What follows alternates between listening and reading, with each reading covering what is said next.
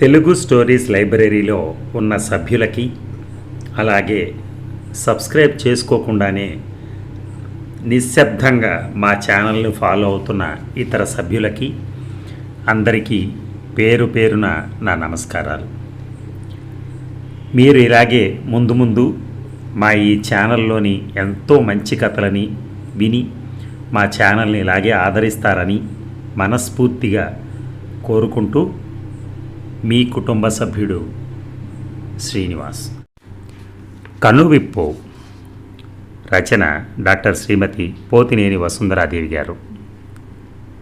ఈ కథ కూడా ఆంధ్రజ్యోతి వారపత్రికలో మనకి ప్రచురణమైంది. కానీ ఏ సంవత్సరం ఏంటనేది కొంత కన్ఫ్యూజన్ ఉంది. ఇక కథ గురించి స్థూలంగా, కనువిప్పు కథలో తండ్రి విచ్చలవిడితనం వల్ల అవకరాలతో అనాకారిగా పుట్టిన పిల్లవాడి తల్లి పడ్డ వేదనని, బాధని చక్కగా వివరించారు. న్యూనతాభావంతో ప్రాణ స్నేహితురాలికి కూడా తన బిడ్డను చూపించుకోలేని నిస్సహాయత ఉన్న తల్లి పడే బాధని, ఆ ప్రాణ స్నేహితురాలు ఆమెను ఓదార్చి కర్తవ్యోన్ముఖురాలిని చేయటం, బిడ్డ పట్ల ఆమె వైఖరిని మార్చడంలో ఆ స్నేహితురాలు చూపిన పరిపక్వత ఎంతో చక్కగా వివరించారు. మరి కథలోకి వెళ్దామా? సుజాత ఒంటరిగా ఉన్నప్పుడు ఆమె మస్తిష్కాన్ని ఎన్నో ఆలోచనలు ముప్పిరిగొంటాయి. జీవితంలో మిగిలేవన్నీ అనుభూతులే. అందులో కొన్ని సేద తీర్చేవైతే మరికొన్ని బాధించేవి. అవన్నీ జీవితం అనే ప్రయాణంలో తారసపడే మైలురాళ్లలాగా కాలాన్ని వెనక్కి నెట్టుకుంటూ కాలంతో పాటు వెళ్ళిపోతూ ఉంటాయి. సుజాత విద్యావంతురాలు. ఆమె మనస్తత్వంలో ఒక సౌందర్యం ఉంది. ఆమెలోని ఔదార్యం కొన్ని కారణాల వల్ల మరుగున పడిపోయింది. మరుగున పడిపోయిన ఆమె మానవీయత తన పాత స్నేహితురాలి ద్వారా వెలికి తీయబడింది. తనలో తన బిడ్డ పట్ల ఏర్పడిన ఏహ్యభావం తొలగిపోయేటట్టు చేసింది. ఆమెకి తన అందం మీద తనకు అంతులేని నమ్మకం, టీవీ, గర్వం తన స్వంతం అనుకునేది. తననందరూ ఆగి ఒక్క క్షణం చూసి తీరేటంత అందం తన స్వంతం అనే ఊహ, ఒక అహం ఆమెలో ఉంది. అటువంటి తనక ఇంతటి అనాకారి బిడ్డ పుట్టడం అనే విషయం ఆమె మనసు అంగీకరించలేకపోతోంది. ఆమెను పట్టుబట్టి పెళ్లి చేసుకున్నాడు మధుసూదన్. అతను అందగాడే. మగవాడి అందం అతని బరితెగింపుకు కారణమైందని తర్వాత ఆమెకి తెలిసింది. పిల్లల కోసం తన అత్తగారు నోయించని వ్రతాలు లేవు, ప్రదక్షిణలు చేయించని గుడులు లేవు. కానీ కొడుకును మాత్రం అడ్డమైన ఆడవాళ్ల మధ్య ప్రదక్షిణలు చేయించడం మాత్రం నిలువరించలేకపోయింది. కొడుకు భార్గవ అవకారానికి కారణం ప్రధానంగా మధుసూదన్ చెడు తిరుగుళ్లే అని తనకు తర్వాత తెలిసి తల పగలగొట్టుకునేంత దుఃఖం ముంచుకొచ్చేది. భర్త గుణం మీది కక్షే కన్నబిడ్డ మీద ఏహ్యభావం పెంచుకోవటానికి కారణమైంది. కారు గ్యారేజీలో పార్క్ చేసి సరాసరి పోర్టికోలోంచి ఇంటి డోర్ అన్లాక్ చేసి లోపలికి వచ్చింది సుజాత. అప్పుడు గడియారం రాత్రి 9:15 చూపిస్తోంది. ఆ అలికిడి కోసమే ఎదురు చూస్తున్న ఆమె 7 ఏళ్ల కొడుకు భార్గవరాం సంబరంతో ఏవో బొమ్మలతో ఆడుకుంటున్న వాడల్లా లేచి నిలబడి గబగబా తల్లి వైపుకి వచ్చాడు. సుజాత కొడుకును తప్పించుకుని సరాసరి తన బెడ్రూమ్లోకి వెళ్ళి తలుపు వేసుకుని కట్టుకున్న లేటెస్ట్ డిజైన్ శారీని విప్పి మంచం మీద పడేసి నైటీ తగిలించుకుని కొండంత రిలీఫ్గా ఫీల్ అయింది. ఒక ఫ్యాషన్ పెరేడ్కి వాళ్ళ రౌండ్ టేబుల్ తరపున చీఫ్ గెస్ట్గా వెళ్ళింది. కార్యక్రమం అయిపోగానే సరాసరి ఇంటికి తిరిగి వచ్చింది. భర్త సాగర్ యథాప్రకారం ఇంకా ఇంటికి చేరుకోలేదు. బెడ్రూమ్ తలుపు తోసుకుని లోపలికి వచ్చిన కొడుకు భార్గవరాం అబ్బగా అమ్మ కాళ్ళ వద్ద విడిచిన చీరను లాగి ఒంటికి చుట్టేసుకున్నాడు. కావటానికి 7 ఏళ్ల వయసు వాడైనా ఒక అరుదైన మెదడు రుగ్మత అయిన మైక్రోసెఫాలీ అనే రుగ్మతతో పుట్టటం వల్ల 4 ఏళ్ల వయసు వాళ్ళలాగా కనిపిస్తూ ఉంటాడు. శరీరమే కాకుండా అతడి మెదడు కూడా 4 ఏళ్ల పిల్లవాళ్లాగే ఉంటుంది. అది వాడి తప్పిదం కాదు. భగవంతుడే ఆ బొమ్మను చేసేటప్పుడు తత్తరపడ్డాడు. మానవుల తప్పులను శిక్షించేందుకు అన్నట్టు ఆ బ్రహ్మ ఈ బొమ్మను చేసేటప్పుడు కాస్త తత్తరపడ్డాడు. పాపం బ్రహ్మ మాత్రం ఏం చేయగలడు? అంతకుమించి వాడి అవతారం ఎలా ఉంటుందంటే తల చాలా చిన్నదిగాను, గొగ్గిపళ్ళు, కళ్ళు పెద్దవిగా ముందుకు పొడుచుకొచ్చినట్టుంటాయి. ఓ కన్ను పైకి, ఓ కన్ను ఎదురుకి చూస్తూ ఉంటాయి. నిలకడలేని చూపు, అది కూడా తప్పనిసరి పని అన్నట్టు చేసినట్టుంటాడు. ఫ్యామిలీ డాక్టర్ శిశువును చూసి ఎన్నో రకాలుగా ప్రశ్నలు వేశారు. జికా అనే వైరస్ శిశువు మెదడును ఇన్ఫెక్ట్ చేసి ఎదుగుదల లేకుండా చేసింది. తల్లి యొక్క మద్యపానం అలవాటు కూడా కారణం.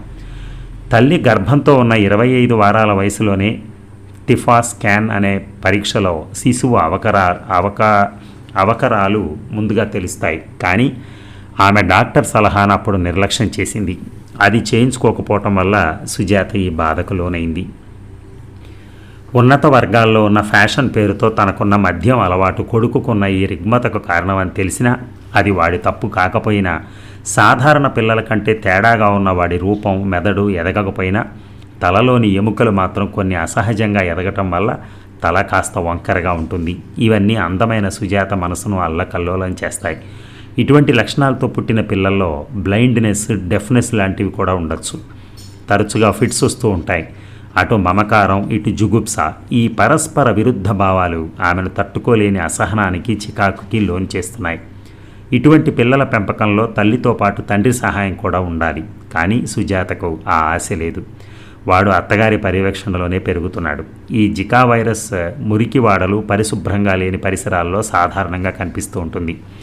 కానీ సుజాత విషయంలో వాటి ప్రభావం ఏమాత్రం లేదు. ఇవేమీ తెలియని భార్గవరాం చాలాసేపటి తర్వాత వచ్చిన తల్లి సమక్షంలో ఏదో చెప్పుకోవాలని, తల్లి ఆప్యాయతను అనుభవించాలనే తపనతో మంచం ఎక్కలేక తల్లి విడిచిన చీరను ఆత్రంగా తన ఒంటికి చుట్టేసుకుని తన అపరిపక్వ భావాలతో ఎప్పుడూ ఆశించే ఆప్యాయతను కోరుతూ తల్లి కళ్ళల్లోకి ఆశగా చూడసాగాడు.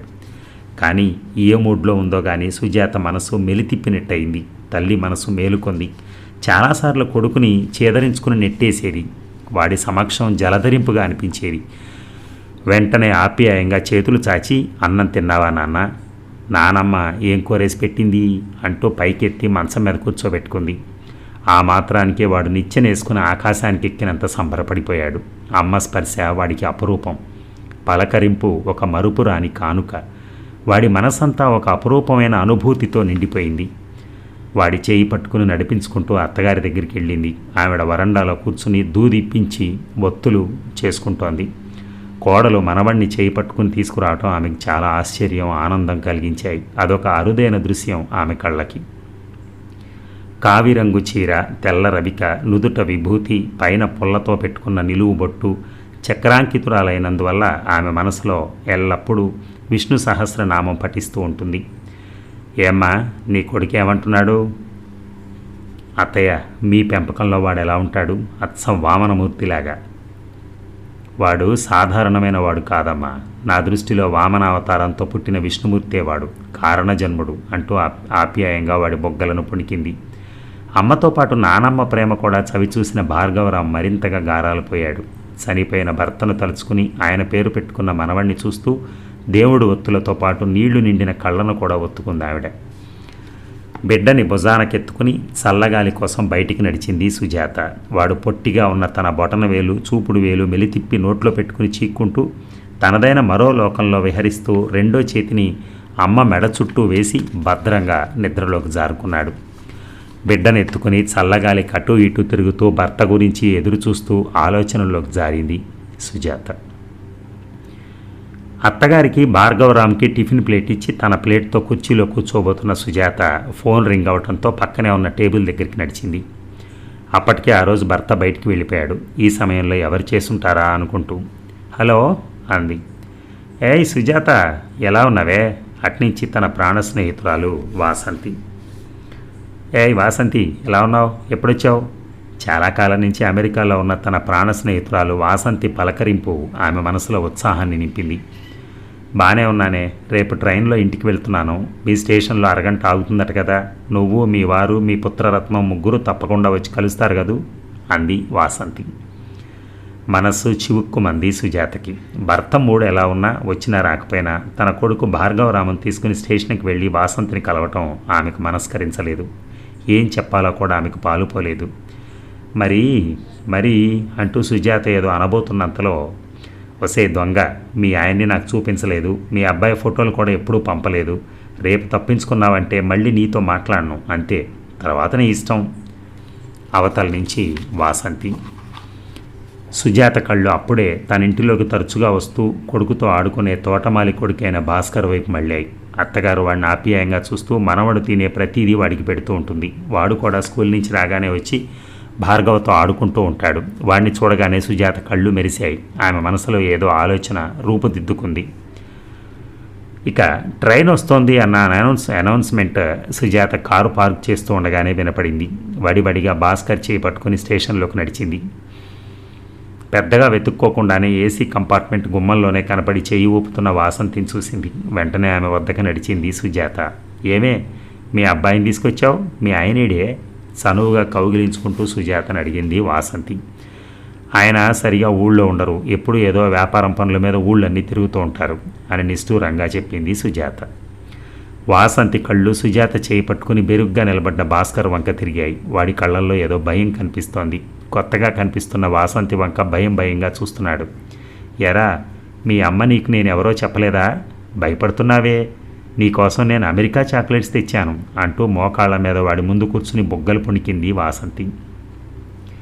ఎటో చూస్తున్న వాడి కళ్ళు తడుక్కున మెరిశాయి. పక్కనే జనరల్ కంపార్ట్మెంట్ నుంచి నీరు కావి రంగు పంచ, పొడుగాటి వదులుగా ఉన్న చొక్కా, భుజాన కండవతో దిగిన ఒక పల్లెటూరు వ్యక్తిని పోల్చుకున్నాడు. సర్వం మరిచి ఒక్క పరుగున పట్టుకున్న సుజాత చేతిని విదిలించుకుని తాతయ్య అంటూ పరుగున వెళ్ళి ఆయన్ని కౌగిలించుకున్నాడు. సుజాత ముఖం వాడిపోయింది. వాసంతి మనసు ఏదో శంకించింది. సంస్కారవంతురాలు కావటం వల్ల వెంటనే బయటపడలేదు. సుజాత, మా అమ్మ వాళ్ళు తిరుపతి వెళ్ళారట, రేపు సాయంత్రం దాకా రారు, కాబట్టి ఈరోజు రేపు నువ్వు వద్దన్నా నీకు నేను అతిథినే, మనం చక్కగా మన చిన్ననాటి సంగతులు చెప్పుకుంటూ సరదాగా గడుపుదాం అంటూ సుజాతకు ఒక చిన్నపాటి షాక్నిచ్చింది వాసంతి. వెంటనే భోగి లోపలికి వెళ్ళి తన లగేజీ తీసుకుని పద వెళ్దామని నిశ్చేష్టులై చూస్తున్న సుజాత చేయి పట్టుకుంది వాసంతి. తాత దగ్గరే నిలబడి ఏవేవో కబుర్లు చెప్తున్న భాస్కర్ని తాతని రమ్మని సైగ చేస్తూ నిట్టూరుస్తూ బయటికి నడిచింది సుజాత. కారులో ఇద్దరూ ఏం మాట్లాడుకోలేదు. వెనక సీట్లో ఉన్న భాస్కర్ తాతతో తన స్కూల్ కబుర్లు చెప్తున్నాడు. కారు హారన్ వినగానే పోర్టికోలోకి పరిగెత్తుకొచ్చాడు భార్గవరాం. వచ్చి తల్లిని ఆత్రంగా చుట్టేసుకున్నాడు. వాణ్ణి అంటీ ముట్టనట్టుగా నెమ్మదిగా వదిలించుకుని స్నేహితురాలతో లోపలికి నడిచింది సుజాత. కొత్తగా వచ్చిన ఆంటీని వాడు ఆసక్తిగా చూస్తున్నాడు. ఇప్పటివరకు ఎక్కువగా చూడలేదు. ఎవరైనా వచ్చినా అమ్మ తనని బయటికి రానివ్వదు. అమ్మతో చనువుగా మాట్లాడుతున్న కొత్త ఆంటీ వాడికి అపరూపంగా అనిపించింది. అబగా వాటేసుకున్నాడు. ఏ భార్గవ్, తప్పమ్మా, అలా మీద పడకూడదు. కసురుకున్న తల్లిని భయంగా చూస్తూ దూరంగా జరిగాడు. వాసంతి అమెరికాలో సైకాలజిస్ట్గా పనిచేస్తోంది. ఆమె భార్గవ్ను అమాంతం పైకెత్తుకుని ముద్దులాడింది. వాడి కళ్ళల్లో ఆనందం, మెరుపు ఇంకా ముద్దులతో ముంచెత్తింది. బిత్తరపోవటం సుజాత వంతైంది. కాసేపు వాడిని ఎత్తుకుని ముద్దు చేసి కిందకు దించేసింది వాసంతి.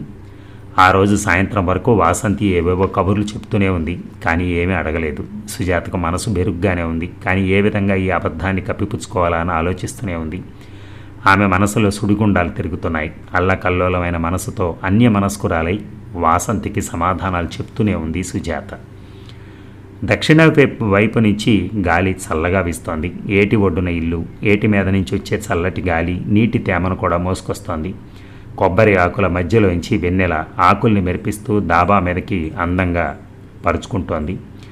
ఆ వెన్నెలనే చూస్తూ కాసేపు ఇద్దరి మధ్య మౌనం రాజ్యం ఏలింది. వాతావరణం ఆహ్లాదంగా ఉంది.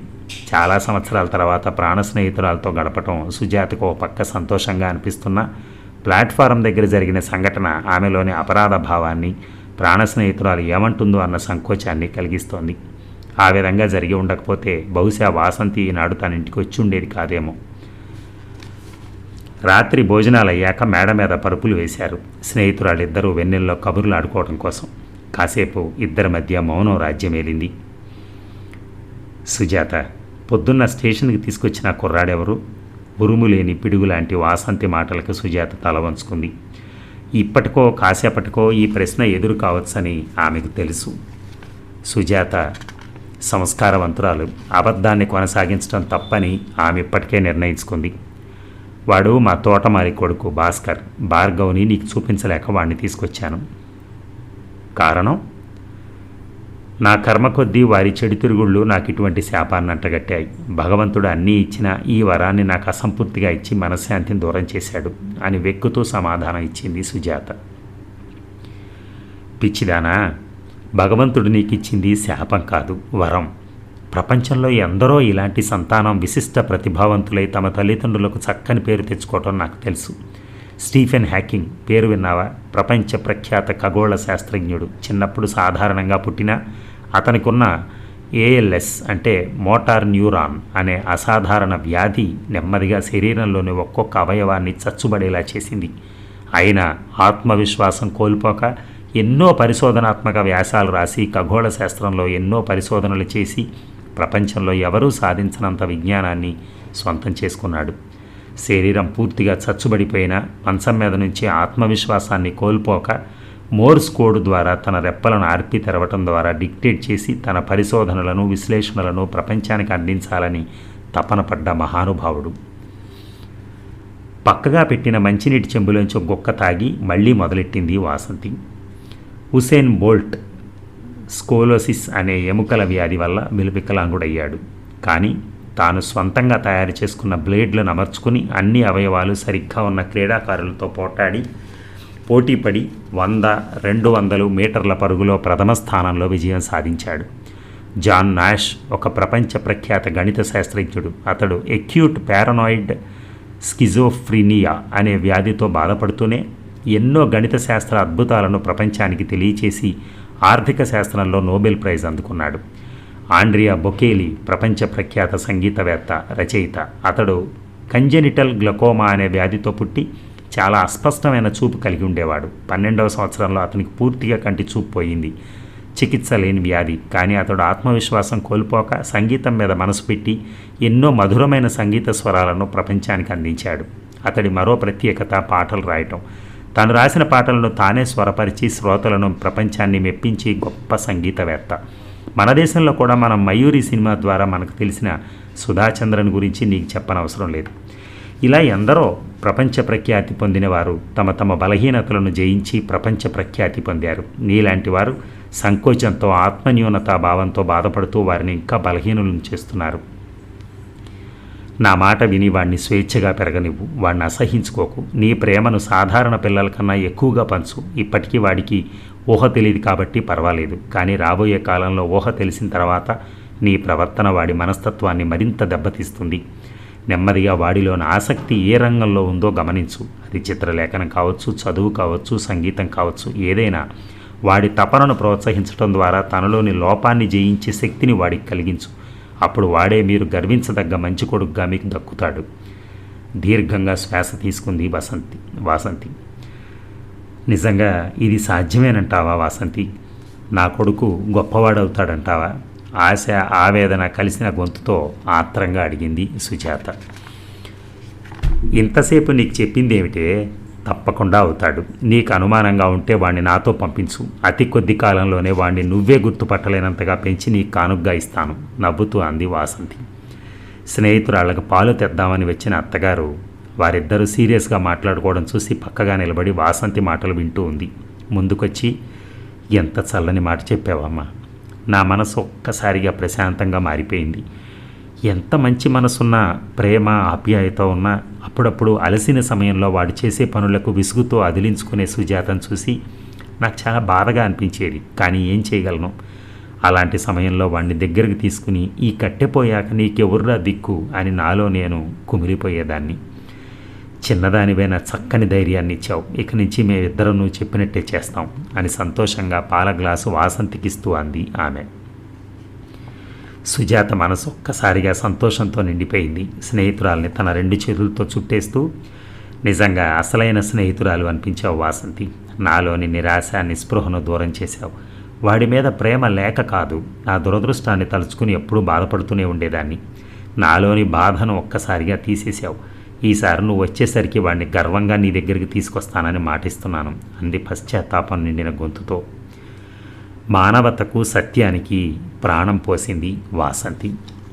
చూసారా, కొడుకులో ఉన్న లోపాన్ని ఆమె విసుక్కుందంటే అది భర్త వలన వచ్చిందనో ఇంకోటి వలన వచ్చిందనో విసుక్కుంది. కానీ ఎప్పుడైతే ఆ స్నేహితురాలు చెప్పిన అన్ని ఉదాహరణలను విన్న తర్వాత నా కొడుకు కూడా ఎదుగుతాడు, నా కొడుకు కూడా మంచి బుద్ధిమంతుడు అవుతాడు, లేకపోతే మంచి ఆలోచనాపరుడు అవుతాడు, నాలెడ్జ్ ఉన్నవాడు అవుతాడు అని అన్నీ అనుకుని చివరికి ఆ కొడుకుని దగ్గరికి తీసుకునే ప్రయత్నం చేయటానికి ఉద్యుక్తురాలవుతోంది. ఈ కథ ద్వారా అమ్మ పోతినేని వసుంధరాదేవి గారు డాక్టర్ యాక్చువల్గా. ఆమె అందుకనే ఇలాంటివి కొన్ని స్పృశించారు మనకి.